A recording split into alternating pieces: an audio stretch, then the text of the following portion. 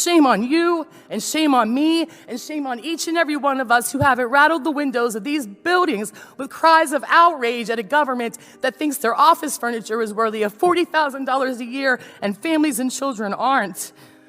Today I'm here to help you better understand poverty, because poverty is my lived experience. You see, the thing is, children aren't going to escape poverty as long as they're relying on a head household, who was poor. Poverty rolls off the backs of parents and right onto the shoulders of our children, despite how hard we try.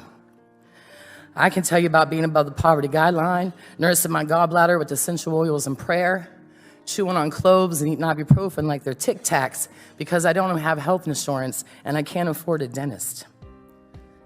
I have 2 jobs and a bachelor's degree, and I struggle to make ends meet.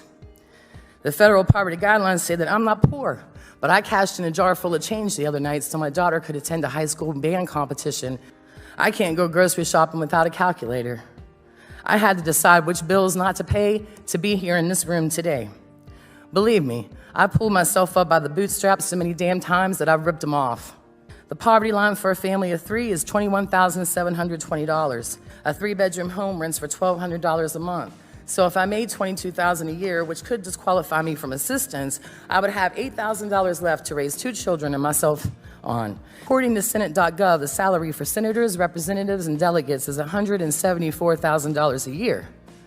So a year of work for you is the equivalent of almost 4 years of work for me, and I'm $24,000 above the federal poverty guidelines definition of poor. It would take 9 people working full-time for a year at $10 an hour to match y'all's salary. I also read that each senator has authorized $40,000 for state office furniture and furnishings, $360 more than the federal poverty guidelines for a family of 7. People are working full-time and are hungry. Kids are about to be kicked off the free and reduced lunch rolls because of changes y'all want to make to SNAP. People are working full-time in this country for very little money. They're not poor enough to get help. They don't make enough to get by. They're working while they're rationing their insulin, and they're skipping their meds because they can't afford food and health care at the same time. So shame on you. Shame on you, and shame on me, and shame on each and every one of us who haven't rattled the windows of these buildings with cries of outrage at a government that thinks their office furniture is worthy of $40,000 a year and families and children aren't. I'm not asking you to apologize for your privilege, but I'm asking you to see past it.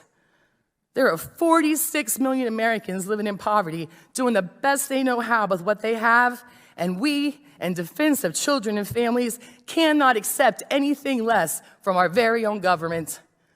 Thank you.